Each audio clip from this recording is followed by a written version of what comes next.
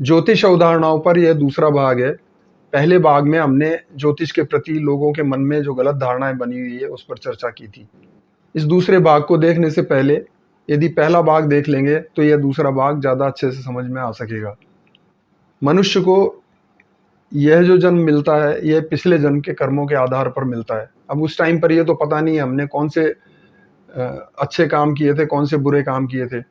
कम से कम इस जन्म में तो अच्छे काम करें ताकि आगे आने वाला समय हम अच्छे से जी सकें। गीता में श्री कृष्ण ने कहा है, तू करता हुआ है जो तू चाहता है, होता हुआ है जो मैं चाहता हूँ।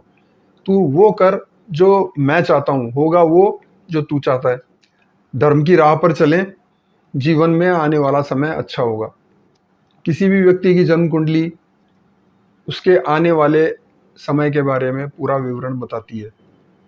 जीवन में कौन सा समय कष्टकारक होगा यह भी बताती है। जन्म कुंडली को लेकर के किसी तरह की नेगेटिविटी या डिप्रेशन में जाने की ज़रूरत नहीं है। जन्म कुंडली यह भी बताती है कि जन्म कुंडली के आधार पर व्यक्ति का व्यवहार किस तरह होना चाहिए ताकि वह सही तरीके से अपना जीवन जी सके। चोरी, डकैती, लूट, ठगी आदि का पैसा घर में ना आने दें। यह सब खोटा पैसा है जो कभी न कभी दुखदायक सिद्ध होता है। इसी तरह चोरी का सामान भी नहीं खरीदना चाहिए, यह भी कभी न कभी खराब ही सिद्ध होगा। हमारे द्वारा कोई भी कर्म किया जाए वह वापस शून्य तो हो नहीं सकता। तो जो भी हमने कर्म किया है सोच समझ के करेंगे तो हमारे लिए अच्छा फल देगा। अगर हमारे द्वारा कोई खराब कर्म किए गए तो उसका कर्म हमें भुगतने के लिए तैयार रहना चाहिए। इसीलिए कोशिश करें कि अच्छा ही करें। हमारे द्वारा जो किए गए सत्कर्म हैं जिन्हें हम पुण्य कहते हैं, उनका प्रभाव खराब समय को भी बदलने की क्षमता रखता है।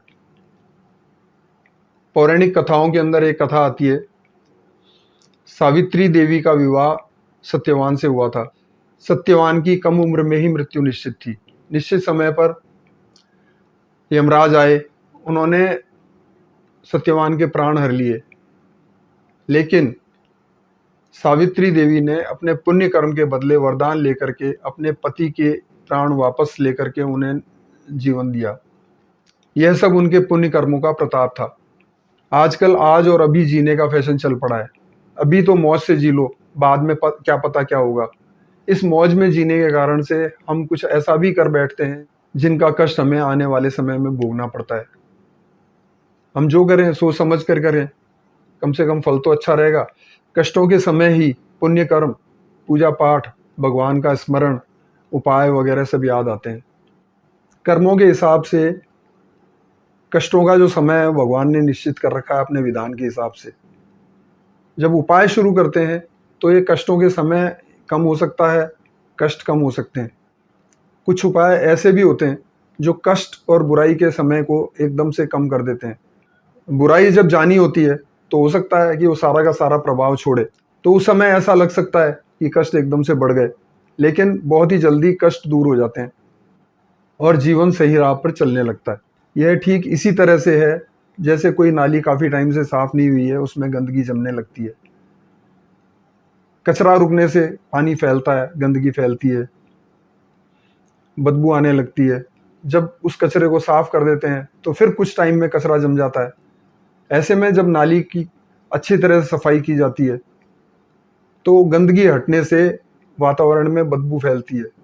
नाली की अच्छी तरह से सफाई करने के बाद वो बदबू हट करके वातावरण एकदम साफ हो जाता है और उस नाली में गंदगी का बहाव भी अच्छे से निकलने लगता है। ग्रह दशा और कष्टों से संबंधित उपाय ज्योतिष शास्त्र में दिए गए हैं। ये सभी उपाय ऐसे हैं जो व्यक्ति द्वारा किए जा सकते हैं। यदि कोई ज्योतिषी ये कहता है कि साहब इतना पैसा दे जाओ, पूजा पाठ हम करा देंगे, तो वो गलत कहता है।